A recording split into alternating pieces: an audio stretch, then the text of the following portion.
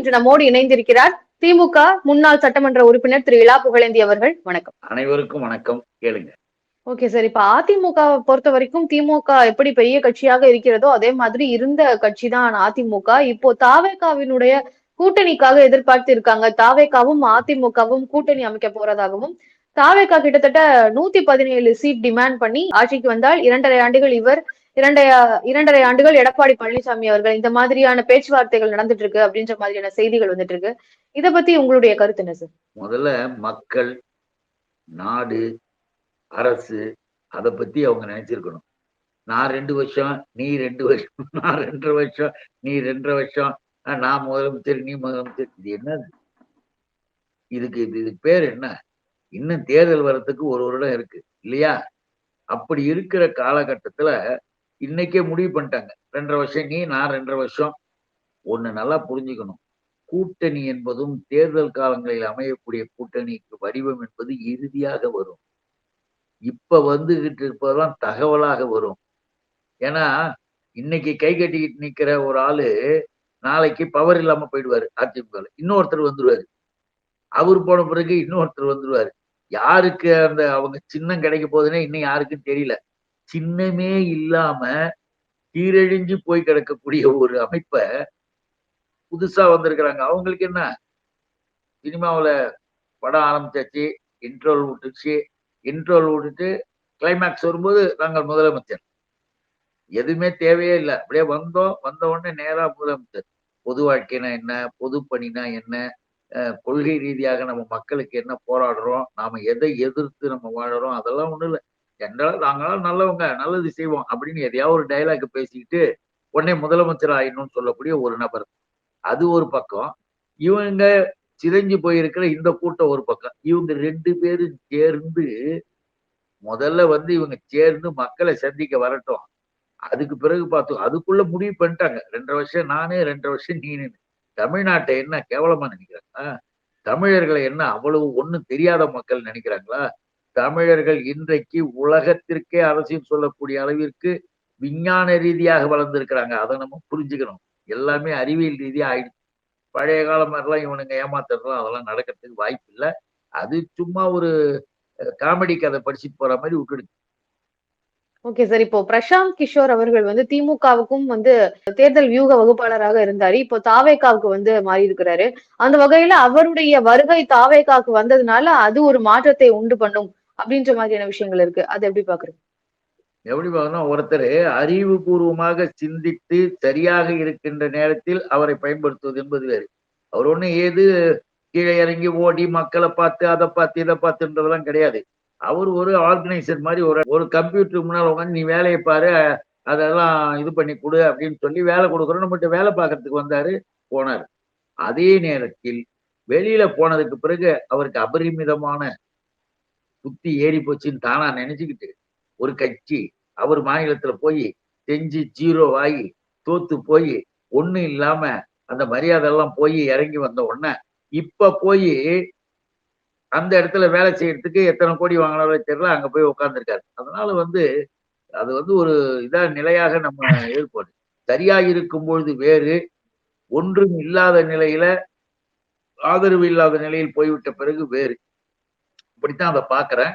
அது அறிவியல் ரீதியாகவும் அவர் இப்ப ஃபெயிலியர் ஆயிட்டார். சார், இப்ப அதிமுகவை பொறுத்த வரைக்கும் அதிமுக கட்சியின்குள்ளேயே பல சலசலப்புகள் இருந்துட்டு இருக்கு. செங்கோட்டையன் அவர்கள் போன்ற மூத்த தலைவர்களுக்கான அங்கீகாரம் அந்த கட்சியில இல்ல அப்படின்ற மாதிரியான சலசலப்புகள் அதிமுகவுல இருந்துட்டு இருக்கு. அதை பற்றி உங்களுடைய பார்வை என்ன? அதிமுக என்பதை போல ஒரு கட்சியாகவே சொல்லல, ஏற்றுக்கொள்ளவே முடியாது. இல்ல சார், இப்போ அங்கீகாரம் பெற்ற எதிர்கட்சியா இருக்கு இல்லையா தமிழகத்துல? எதிர்கட்சியாக இருக்கு. இன்னைக்கு அவர்களுடைய நிலைமை தேர்தல் ஆணையத்தின் மூலமாக வந்ததும், கோர்ட்ல இருந்து வந்ததும், இப்ப அவர்களுக்குள் ஏற்பட்ட குழப்பமும், இரட்டை இலை சின்னத்தை இனி பயன்படுத்தக்கூடாது என்று உத்தரவு வந்ததும் எல்லாத்தையும் நம்ம பார்க்கணும். அவர்கள் சட்டமன்றத்துல அன்னைக்கு நின்னு எதிர்கட்சியா இருக்காங்க, அவ்வளவுதான். இப்ப அவர்கள் எந்த பேரை வேணாலும் வச்சுக்கலாம், இல்ல எப்படி வேணாலும் மாறிக்கலாம். அது கோர்ட்ல தேர்தல் ஆணையத்தின் மூலமாக அவர்கள் மீண்டும் அதெல்லாம் வாங்கி ஆகணும். சட்டப்படி அங்கீகாரம் பெற்றாக வேண்டிய ஒரு நிலைமையில் இருக்கிறாங்க. இதுல செங்கோட்டையன் இப்படி வந்தாரு, அவர் அப்படி போனாரு, இவர் இப்படி போனாருன்னா ஒண்ணும் இல்ல. ஒவ்வொருத்தர்களுக்கு பின்னாலேயும் 3 கோடி பேர் 4 கோடி பேர் இருக்கிறாங்கல்ல. 4 பேர் 5 பேர் ஒரு தொகுதியில ஜெயிக்கிறது கூட முடியாத நிலைமையில் இருக்கக்கூடியவங்க தான். பேரு இருக்கும் அந்த காலத்துல 4 பேருக்கு தெரிஞ்ச பேரு. அவ்வளவுதானே தவிர வேற ஒன்றும் கிடையாது. ஆகவே அந்த அமைப்பு ரீதியாக அதிமுக என்பதை விலை பேசிக் கொண்டிருக்கிறது பாஜக. அதான் ரகசியம் அதுல. ஃபைனலா ஓகே என்னன்னு சார். இப்ப கேட்டீங்கன்னா, mood of nations India today அங்கமா தரப்புல இருந்து பாஜக மூட் ஆஃப் நேஷன்ஸ் அப்படின்னு இந்தியா டுடே தரப்புல இருந்து தேர்தல் வாக்குகள் வந்து இப்படிதான் இருக்கும் அப்படின்னு சொல்லி இந்த மாதிரியான வாக்கு சதவீதங்கள் தான் வரும் 2026 அப்படின்ற மாதிரியான கணிப்புகள் வந்து வெளியாகி இருந்தது. அந்த நிலையில தமிழகத்தினுடைய கட்சிகளை பொறுத்த வரைக்கும் பாஜக 3% வாக்குகள் வந்து உயர்ந்திருக்கு. இப்போ கடந்த நாடாளுமன்ற தேர்தலை விட இப்ப 3% வாக்குகள் அதிகமாக வந்து பாஜக பெறும். அதிமுக 3% குறையும். திமுக 5% அதிகரிக்கும் அப்படின்னு சொல்லியிருக்காங்க. அப்ப பாஜக 3% கூடும் சொல்லியிருக்காங்க இல்லையா? அதை எப்படி பாக்குறீங்க? 3% கூடும் என்பதே நமக்கு ரொம்ப கஷ்டமான ஒண்ணு. 3% கூடுது அதிமுகன்னா அது எவ்வளவு கொடூரம். இப்ப இல்ல சார், உடம்புல வந்து பாஜக கூடும்னு சொல்லியிருக்காங்க. பாஜகவை தான் சொல்றோம். 3% கூடும்னு சொன்னது எவ்வளவு பெரிய கஷ்டம்னு கேட்டீங்கன்னா, இப்ப நம்ம உடம்புல வந்து நல்லா ஆரோக்கியமா இருக்கிறோம். திராவிட முன்னேற்ற கழக வலுவோடு அதே நேரத்துல பாஜக என்பது உடம்பில் இருக்கக்கூடிய ஒரு கொரோனா கிருமி மாரி. கொரோனா கிருமி 5% 2% உயர்ந்திருக்கு என்பது உடல் ஆரோக்கியத்துக்கு நல்லதில்ல, கேடு. அதுதான் நான் இங்க குறிப்பிட விரும்புகிறேன். அதிமுக குறைஞ்சு போயிருக்கின்றது அவர்களுடைய செயல்பாடுகள், அவர்களுடைய நடவடிக்கைகள் சரியில்லாம இருக்கலாம். இப்போ தமிழ்நாட்டில் சில பேரை ஒன்று சேர்த்துக் கொண்டு எல்லோருக்கும் கோடிக்கணக்கில் பணத்தை செலவழித்து தங்களுடைய விகிதத்தை உயர்ந்ததாக காட்டுவதற்கு ஏற்பாடு செய்வது பிஜேபியினுடைய வேலை. இதுல எதுவுமே உண்மை வராது, எடுபடாது. திமுக 5% அல்ல. உண்மையான ஒரு கணிப்பின்படி 15% திராவிட முன்னேற்ற கழகம் இன்றைக்கு உயர்ந்த நிலைக்கு வந்திருப்பதாகவும் தகவல். Okay sir. இப்ப பாஜக வந்து இப்போ தமிழகத்துல இந்த அளவுக்கு மும்மொழி கொள்கையை பற்றி பேசுறாங்க. இல்லைன்னா நிதி தராம இருப்பாங்க அப்படின்ற அளவுக்கு இப்ப பாஜக தமிழகத்துல ஒரு பேசும் பொருளாக மாறி இருக்கு அப்படின்னா அதுக்கு 2 திராவிட கட்சிகளும் தான் காரணம். திமுகவும் அதிமுகவும் தான் மாறி மாறி பாஜக கூட கூட்டணி வச்சு தமிழகத்துல பாஜகவை வளர்த்ததே திராவிட கட்சிகள் தான் அப்படின்ற குற்றச்சாட்டு எழுந்திருக்கே. அதை எப்படி பாக்குறீங்க சார்? அதுல அது திமுகவுக்கும் மிகப்பெரிய பங்கு இருக்குன்னு சொல்றாங்களே.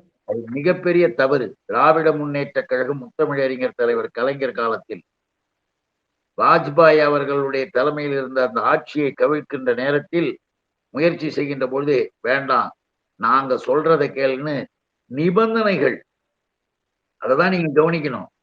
5 விதமாக சில குறிப்பு நார்ம்ஸ் போட்டு அதுல கையெழுத்து வாங்கி இந்த இதன் அடிப்படையில இந்த ஆட்சியை நீங்க நடத்துறதாக இருந்தால் நாங்கள் ஆதரவு தருகிறோம் அப்படின்னு சொல்லி அப்படி கையெழுத்து வாங்கி நடத்தப்பட்ட அந்த ஆட்சியில இன்னைக்கு நடந்து கொண்டிருக்கின்ற பாசிச பாஜகவினுடைய ஆட்சிக்கும் அன்றைக்கு நடைபெற்ற வாஜ்பாயின் ஆட்சிக்கு எவ்வளவு வித்தியாசத்தை ஒப்பிட்டு பாருங்க.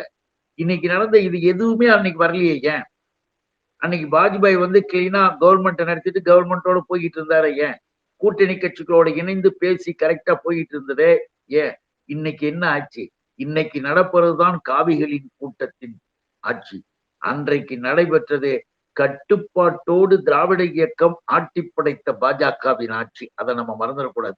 அதனாலதான் வந்து எதை செய்தாலும் கூட அன்றைக்கே அதை புத்திசாலித்தனமாக முத்தமிழறிஞர் கலைஞர் செய்து அவர்களை தடுத்து நிறுத்தினார். அதையும் நம்ம புரிஞ்சுக்கணும். சேது சமுத்திர கால்வாய் திட்டத்தெல்லாம் வாங்கிட்டு வர்றதுன்றது என்ன எவ்வளவு பெரிய விஷயம். நாம அதெல்லாம் கவனித்து வைத்துக் கொள்ள வேண்டும் என்பதற்காக சொல்றோம். மற்றபடி வந்து பாஜகவை வளர்த்துட்டாங்க போயிட்டாங்க அப்படின்றதெல்லாம் தமிழ்நாட்டுல வந்து எந்த விதத்திலையும் எதுவும் கிடையாது. ஒவ்வொரு நிமிடமும் இப்போ எங்க துணை முதல்வர் கூட அழகா அறிக்கையில கொடுத்திருக்காரு பேச்சுல. முதல்ல தமிழுக்கு தமிழ்நாட்டிற்கு எதிர்ப்பாக பாஜக மாநில அரசினுடைய அதிகாரங்களை எல்லாம் கைப்பற்றி செயல்பட்டு வருகின்ற போது மோடி இங்க வரும்போது கோ பேக் கோ பேக் அப்படின்னு எல்லா இடத்துலயும் அந்த தகவல் வந்தது இல்லையா? கோ பேக் ஞாபகம் இருக்கா உங்களுக்கு? கோ பேக் ஆமா மோடி சார். அப்படின்னாங்க.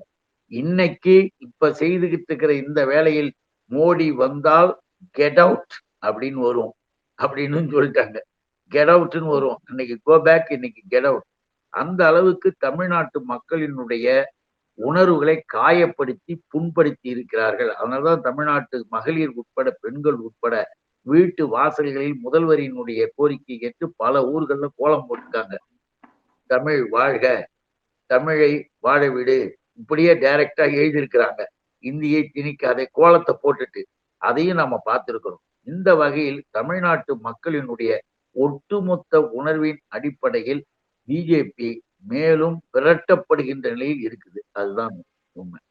சார், இப்ப அதிமுக மீண்டும் பழைய நிலைக்கு திரும்பணும் அப்படின்னா ஓபிஎஸ் அவர்கள் வந்து தேசிய கட்சி கூட்டணியான பாஜகவோட கூட்டணி வச்சாதான் அது அதிமுகவுக்கு நல்லது அப்படின்ற மாதிரியான விஷயங்களை சொல்லியிருக்கிறாரு.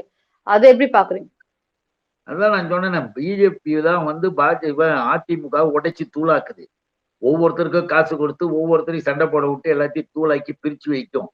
பிரிச்சு வச்சுட்டு சட்டமன்ற தேர்தல் நெருங்குற நேரத்துல ஒருத்தரையும் எல்லாத்தையுமே கூப்பிட்டு பேசி ஒன்னாக்கிடுவாங்க. ஒன்னாக்கி திமுகவை எதிர்க்க வேண்டும் வான்னு அன்னைக்கு ஒன்னாக்குவான். இன்னைக்கு அவர்களுக்குள் இருக்கிற கருத்து வேறுபாட பெருசாக்குவான். இப்படி பிரித்தாளும் சூழ்ச்சி, டிவைடிங் பாலிசி, பிரித்தாளும் சூழ்ச்சியை பாஜக செஞ்சுக்கிட்டு இருக்கு. அதனாலதான் ஏடிஎம்கே இன்னைக்கு தள்ளாடிக்கிட்டு கிடக்கு. வேற ஒண்ணும் இல்ல, எல்லாரும் ஒன்னாக்கிடுவான். மீண்டும் அதிமுக பழைய நிலைக்கு திரும்புவதற்கான வாய்ப்புகள் இருக்கா? ஒரு வலிமையான எதிர்கட்சியாகவோ இல்ல மீண்டும் ஆளுங்கட்சியாகவோ வருவதற்கான வாய்ப்புகள் ஏதாவது இருக்கா? வாய்ப்பே கிடையாது. எதிர்கட்சியாவது கூட வாய்ப்பு இல்லைன்றது வாய்ப்பே கிடையாது. Okay sir. இன்றைய கூட வராது. ஏன்னா அவெல்லாம் கூட்டணி கட்சியாகி எதிர்கட்சியா நிக்கலாமே தவிர ஒரு கட்சியாக இனிமே வருவதற்கு வாய்ப்பே கிடையாது. தமிழ்நாட்டு மக்களுக்கு இருந்த கொஞ்ச நெஞ்ச மரியாதையும் இழந்து விட்டார்கள். சார், மீண்டும் அதிமுக பழைய நிலைக்கு வரும்னா அதுக்கு என்ன மாதிரியான செயல்கள் செய்யணும்னு நினைக்கிறீங்க? அது வந்து நாம என்னத்துக்கு செய்யணும்னு இல்ல. அது எப்படி நீ போய் செய்யணும்னா எப்படிமா அதை போய் நீ போய் எப்படி செய்ய முடியுமா? அது எப்படி அதை பத்தி இல்ல சார், இப்ப ஒரு தமிழகத்தை பொறுத்த வரைக்கும் வலிமையான எதிர்கட்சி வரணும், அப்படி இருக்கணும் அப்படின்றது அவசியம் தானே? அப்படி அர்த்தம் இல்ல. நாங்கள் என்ற தலைவி ஜெயலலிதாவின் ஆட்சியை நாங்கள் கொண்டு வருவோம்னு சொன்னா இப்பதான் நம்ம நகையெல்லாம் வந்து இறக்கிச்சு கோர்ட்ல. கொள்ளையடித்த நகைகள், ஜெயலலிதா கொள்ளையடித்து கேஸ்ல மாட்டி ஆவணங்கள், பல கோடிக்கணக்கான மதிப்புள்ள நிலங்களின் ஆவணங்கள் எல்லாத்தையும் உச்ச நீதிமன்றத்தின் உத்தரவுப்படி கர்நாடக கோர்ட்டு, அந்த கோர்ட்டில இருந்து நகைகள் மற்றவற்றெல்லாம் இப்பதான் தமிழ்நாடு அரசு கிட்ட ஒப்படைச்சுக்கிட்டு இருக்கிறாங்க. நல்ல ஆட்சியா? நல்லா இப்படிதான் கொள்ளையடிக்கணும், நாங்களும் எங்க அம்மாவை போல் கொள்ளையடிப்போம், எனக்கு ஓட்டு போட்டு கேட்பியா? இதை நாம இல்ல, இன்னைக்கு நடந்துகிட்டு இருக்கிற நிகழ்ச்சியின் மூலமாக மக்களின் மனதில் அது தெளிவாக விழுகின்ற அளவிற்கு செய்திகள் வந்துகிட்டு. அதனால அவர்களுடைய பாணி எப்படி வேணா போகட்டும். நமக்கு இந்த நாடு நல்லா இருக்கணும், இந்த மொழி நல்லா இருக்கணும், இந்த இனம் நல்லா இருக்கணும். திராவிட தமிழர்கள், திராவிட தமிழச்சிகள் இந்த திராவிட நிலப்பரப்பில் நல்லா இருக்கணுன்றதுக்காக திமுக இருக்கு. அதனால வந்து எது வந்தாலும் வரட்டும், சந்திப்போம். Okay sir. இன்றைய தமிழகத்துல பேசும் பொருளாகவும் பிரச்சனையாகவும் இருக்கக்கூடிய மும்மொழி கொள்கையை பற்றியும் தமிழக அரசியல் கட்சிகள் பற்றியும் பல விஷயங்களை என்கிட்ட பகிர்ந்துகிட்டதுக்கு ரொம்ப நன்றி. அனைவருக்கும் வணக்கம். நன்றிமா.